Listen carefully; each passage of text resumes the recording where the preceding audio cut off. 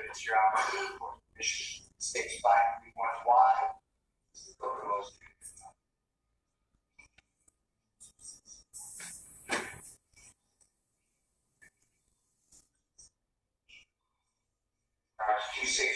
Jeffrey Williams 263G.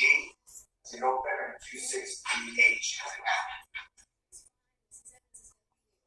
May Mr. Kokomo plate, Your Honor? You may, he may.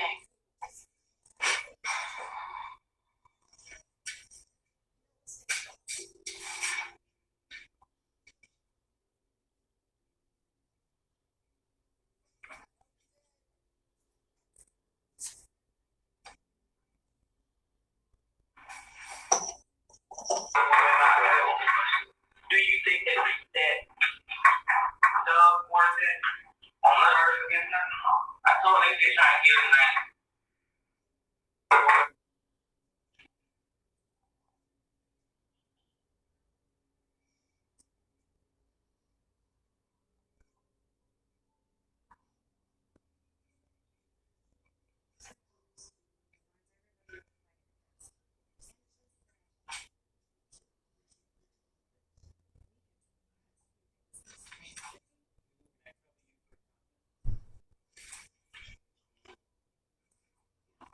So there's like no sanctions. If some shit happens, and I'm from Chicago, so I know about gang life and all that stuff. So if there's something done without quote unquote permission from the higher ups, it ain't no kind of who said so high. That's what I heard. You should. Who the ball? Who coronavirus? He wouldn't even on his start watch. Who started? Our brother. And slow.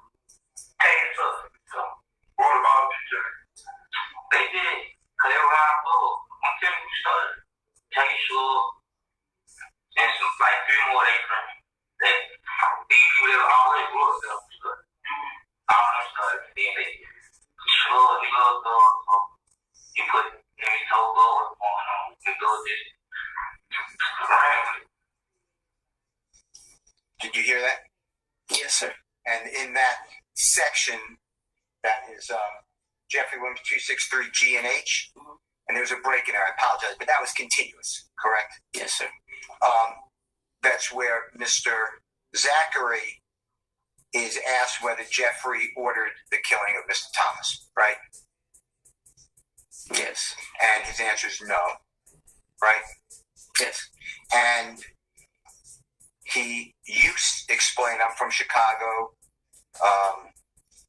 and that you need permission from higher ups. I'm not quoting, but something like that. And Mr. Zachary said, who said that his word is thug? I call him Jeffrey, is the higher. Remember that? Yes. All right. And then you said that's just what I heard. And then Mr. Zachary said he's not the boss. He's not the higher. Something like that, right? Well, Mr. Zachary went into who started it. Just because you don't start a gang doesn't mean you're not a leader. Yeah, but Mr. Zachary also told you throughout this entire meeting with you that Jeffrey Williams was not involved in the killing of Donovan Thomas. In fact, he learned about it later, right? Yes, he stated that. And that Mr. Williams was not involved, as we just said, in the shooting of the Little Wayne bus tour, right? Yes, he stated that. And in fact, that Jeffrey Williams rented cars for a lot of people, right? I don't recall a lot of people those words. Rented cars for others. Do you remember that conversation? The topic coming up? Not renting cars for others, no.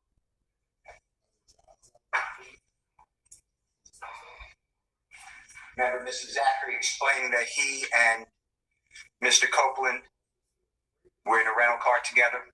Yes, and they spun out on the expressway. And they got in the crash. And Mr. Copeland was the last person Mr. Zachary saw with that car, the rental car. So I want to talk about the Infiniti. No, that's not what he stated. He didn't say that? That's not what he stated, no, sir. What did he say? He stated that Mr. Williams gave the car to Nard, Shannon, Yak, and Dua, is what he stated.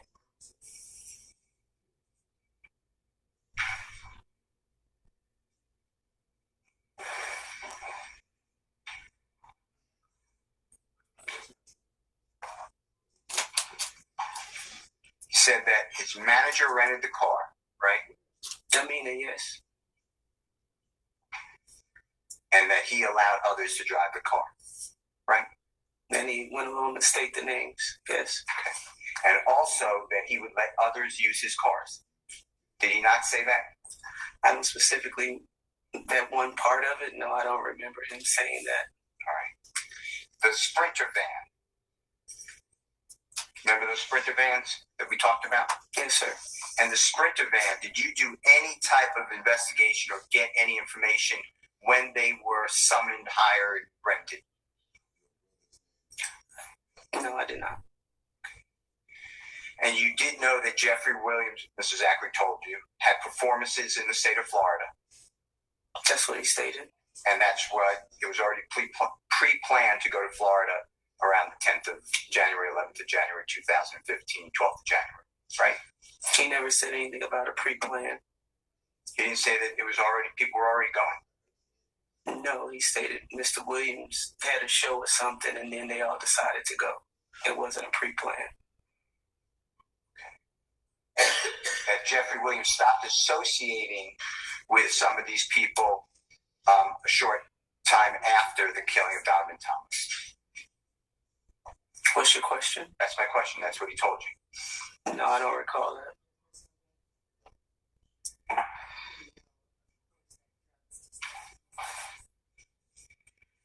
You remember Mr. Zachary stating that Thug had stopped messing with everybody. Remember that? Do you remember that shortly after the murder? If you don't remember, it's fine. He didn't say it in that context. Shortly after the murder, Thug stopped messing with everybody. That wasn't the context in what he said then. What do you believe the context is?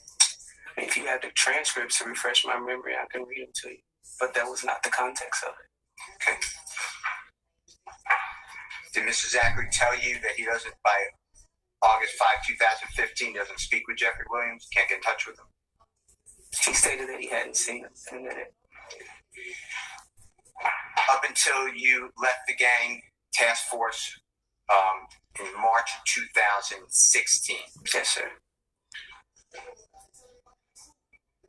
When was the last time Jeffrey Williams had any contact with Mr. Copeland, to your knowledge? I don't know. How about Mr. Zachary? I don't know. Mr. Garlington? I don't know Mr. Jeffrey's contacts on speaking to anybody involved in this case.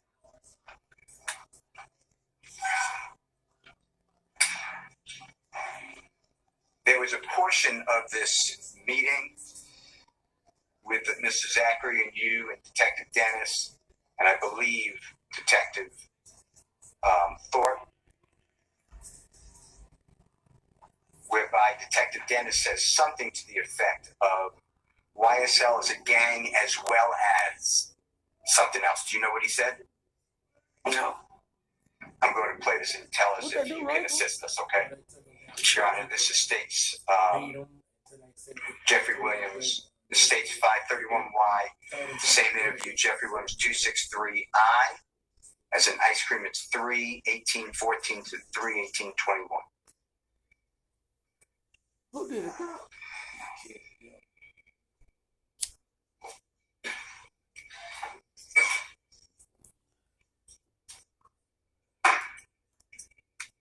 So YSL is a gang, but it's also a cult. Correct? Just wondering. Do you know what he was saying, if you heard? Now, can you play that again? So YSL is a gang, but it's also a cult. Correct? Just wondering. I don't know what he said. Now, I'd like to show you, with the state's permission and assistance, states 447Y. And tell me this is what I asked you earlier that you introduced. Mm-hmm. Tell me if this refreshes your memory. You remember this? This a video? Yes. You can play it. We could play it if you want, but do you remember seeing this before? I don't recall if you play it. It's just, at this point, a screenshot. If you play it, I can tell you if I remember it or not. Okay. play the first part of it. You don't know.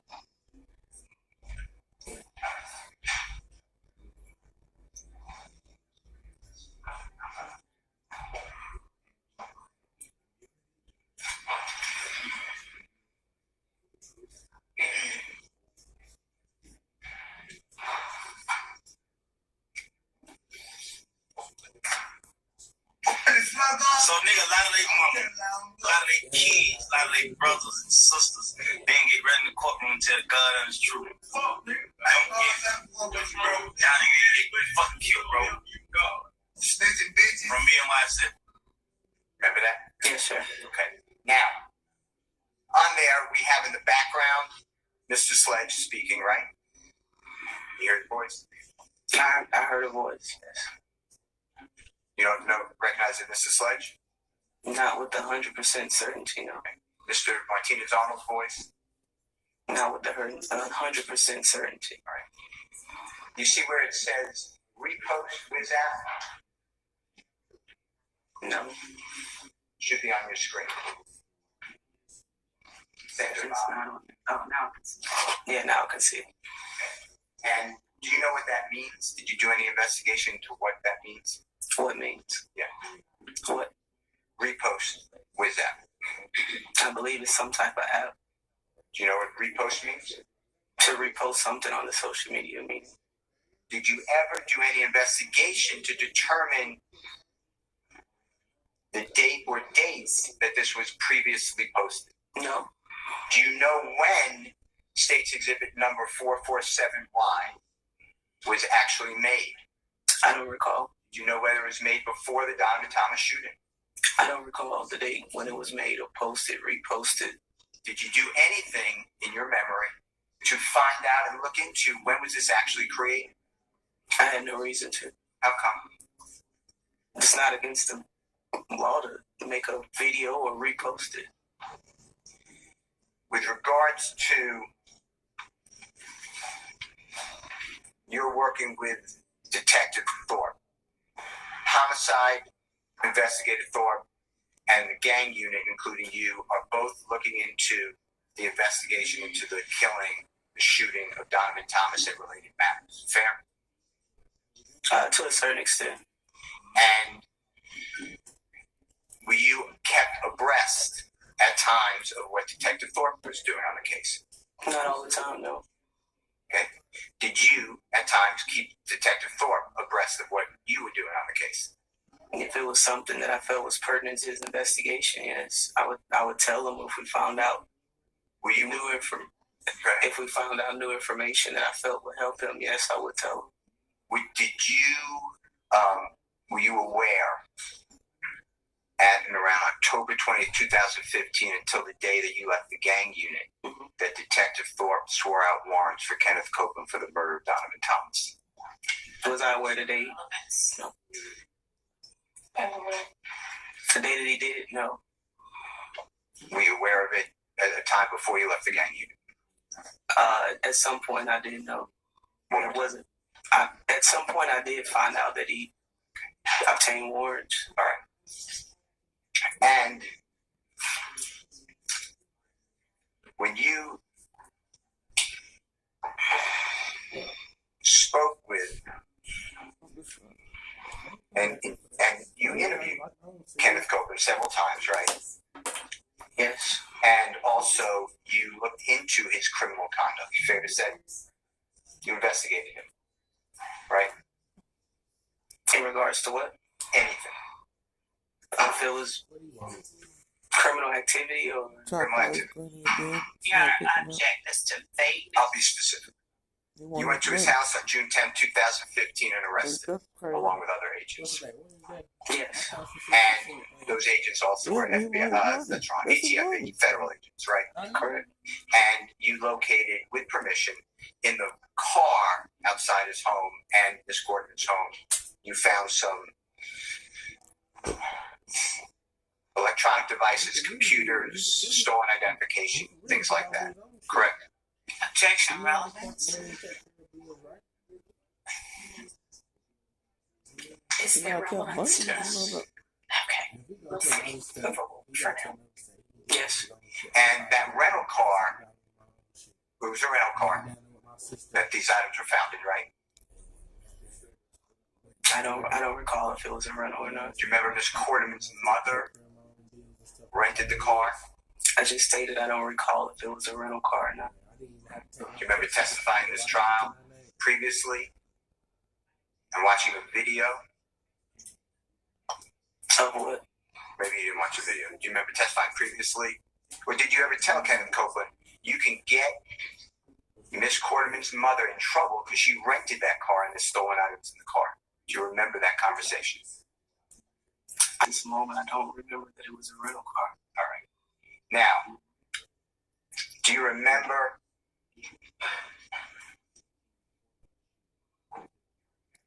going back to the August 5, 2015 interview with Mr. Zachary, that he explained that there was a video posted on social media of Mr. Sledge or Muntunk and Mr. Zachary, and it was made threatening Mr.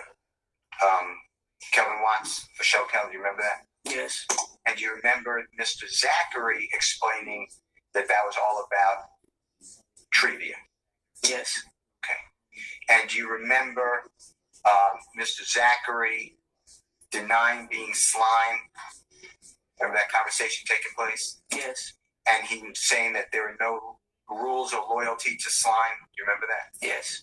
Do you remember that Mr. Copeland, according to Mr. Zachary, saying August 5, 2015, Mr. Copeland and Mr. Sledge or Muntunk shot Mr. Watts or Kelvin Watts on MLK? Remember him telling you that? Yes. And do you remember that Mr.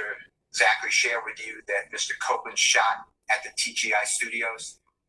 Yes. And do you remember that Mr. Kelvin Watts or Shell Kel, Mr. Zachary explained, was shot twice, first by Mr. Sledge and then by Mr. Sledge and Mr. Copeland? Do you remember that? That he was shot twice in two separate incidents. I'm going to do two separate incidents. Yes, he was shot. Mr. Kelvin Watts or Shell Kel was shot first by Mr. Sledge and Mr. Copeland. Remember him saying that? Mr. Zachary saying that? I don't remember him saying two separate incidents. I remember him saying he was shot on Martin Luther King, but not shot at first and then a second incident. Do you remember a second time Mr. Kelvin Watts was shot at by Trevante? Remember Mr. Zachary telling you that?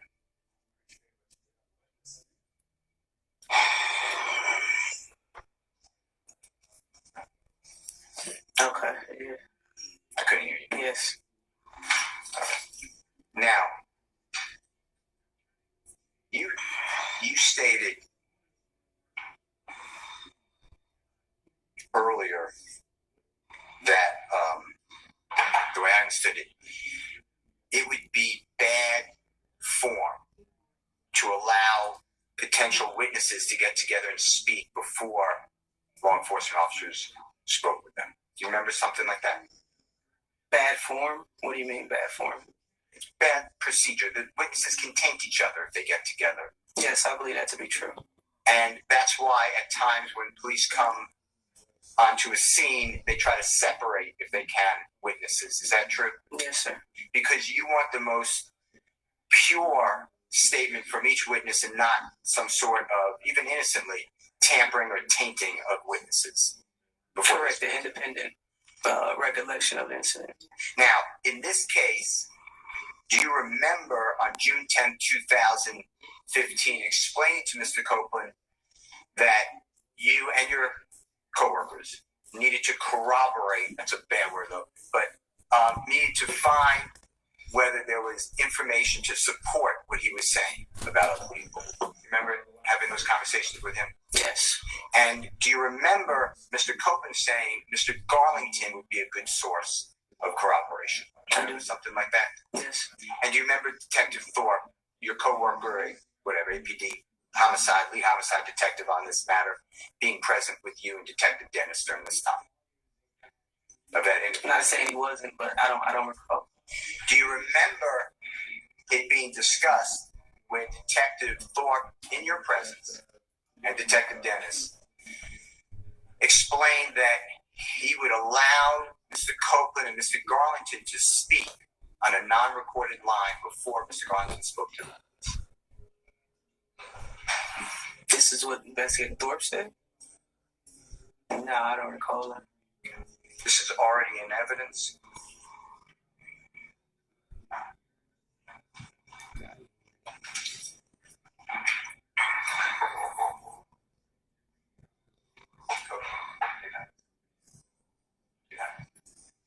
I need the number.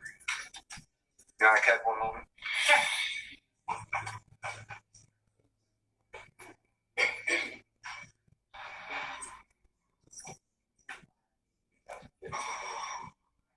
Two pages.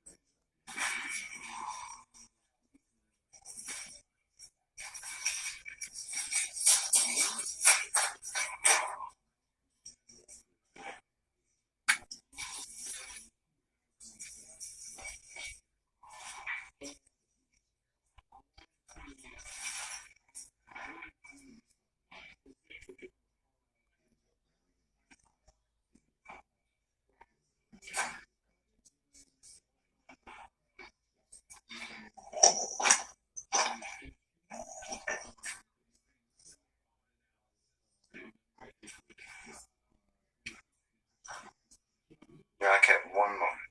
Mr. Kokomo is pulling out.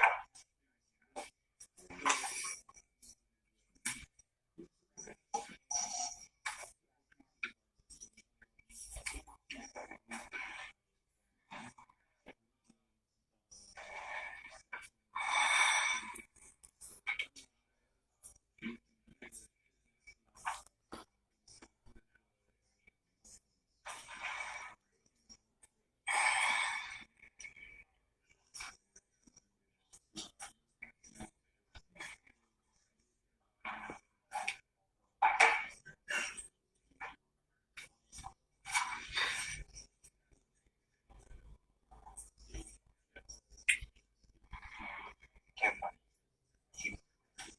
I'll find you something else where you find it. Yeah, I can go into something else while Mr. Kokomo is doing that. Okay. I want to continue on with June 10, 2015 interview between you and Mr. Copeland and other investigators. Do you remember from the McDonald's, Mr. Copeland's explained that he's at the McDonald's shortly after the murder, not 8 o'clock, I'm not sticking to that time, but something like that, on January 10, 2015. Yes. And do you remember him explaining that he's in a car with Mr. Garlington and Mr. Demise McMullen, or Nard? Yes. And he is following Mr. Sled. No, that's wrong. Mr. O.G. Bentley or Kelvin Treadwell's car to Jeffrey Williams' Sky House condo. Do you remember that? I don't remember him stating he was following someone. Okay.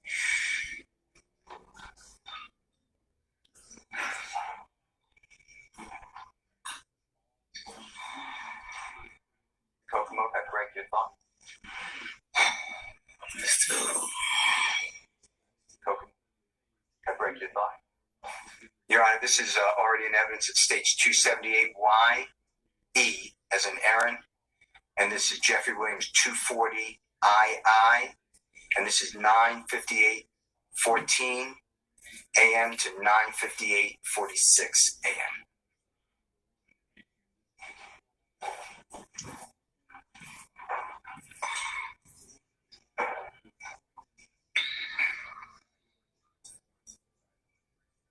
240 II.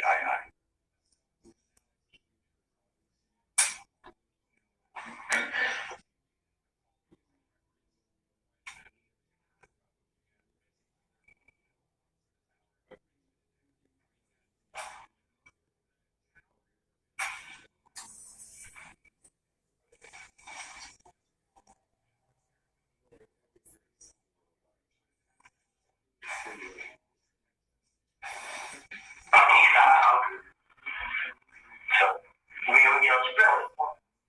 Wait, are they following y'all? Okay, y'all follow this. Yeah, but he told me, hell no, I ain't just follow it. But he ain't got covered. My turn. He touched with everyone else. So we followed us to tour. They stayed downtown on Chicago. That's it. I followed them down. So I followed them down. See, doing it, yeah. So now he got covered. Were you able to understand that? Yeah, I remember this in a bit. Okay. And is it accurate to say, I'm not saying it's accurate in life, but is it accurate to say Mr. Copeland told you that he was following Mr. O.G. Bentley's car to the Sky House where Jeffrey Williams lives? He said them. I don't remember him saying O.G. Bentley or Bentley's name. Okay. Let's do this one then and might put it in context. Your Honor, it's the same States Exhibit 278YE. This is Jeffrey Williams 240JJ. The times are 2:57:47 to 2:57:58 p.m.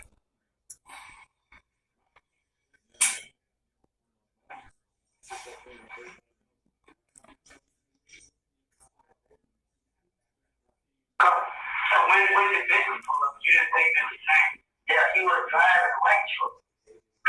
He the one took them to Chicago. I just said, you know, they called Bentley. Were you able to understand that? This was two separate times of the interview. Correct. You're saying that this is not from the McDonald's to the Sky House? So I don't know where you're going with this. I'm kind of confused. You're showing two different clips with two different contexts. Well, if you don't remember, that's fine. I just stated I'm confused because this is two separate clips from two totally separate parts of the interview. Sure.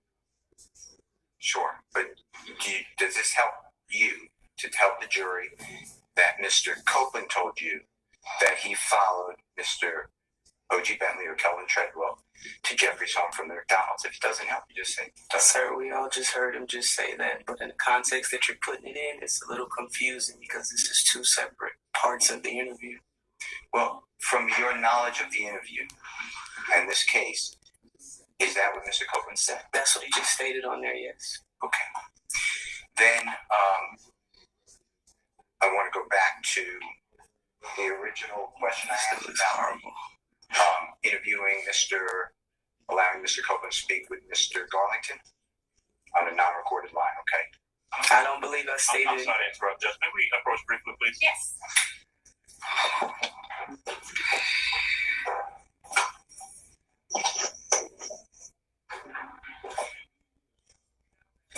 Bathroom now? Yes.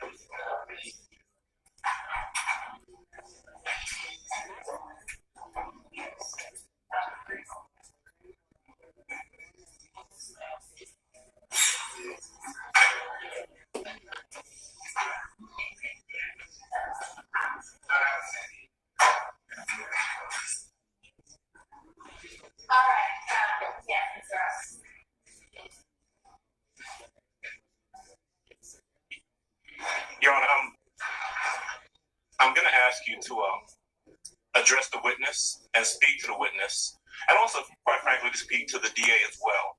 Because of the way everyone is positioned, they're obviously closer to the jury than anybody else. Their microphones are live, and what they say can be picked up on a microphone. a couple of times. All right, who? What the state says at their table? And what the witness is saying. And there have been at least 3 occasions where the witness has either before or after a question muttered something and said something into the microphone that can be picked up. Well, I certainly haven't heard it. I can barely hear the answers. I am not the only one who's heard it. And that last exchange, I heard her say something, I couldn't make out what she said, into the microphone. I guess she was frustrated after the question. And it's being picked up by the microphone. And if I can hear her muttering over here, whatever she's saying could be heard to the jury. And it's just inappropriate. I think it's simple enough to tell her to not make any extraneous comments that can possibly be picked up by the jury. Same thing for the state. And we've actually addressed this before prior to this court's involvement in the case, where there have been times where the state, either out of frustration or who knows why they're doing it, says something or they're making faces and they're saying something that can be picked up by the microphone. And because they're that close to the jury, I'm sure the jury can hear it too. So I'm just asking, as I've asked before, and as they have been told before, to be mindful of the things that they say and the fact that it can be picked up by the jury. What he gave him that?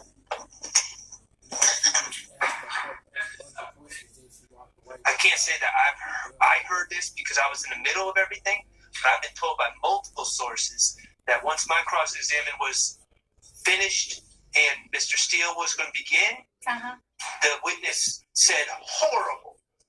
Horrible? Horrible. What? Okay. And she's sitting right next to the jury. And or the state is saying things like that, and the jury hears them. I cannot imagine that reflects well on either of them. Your Honor, I have to say,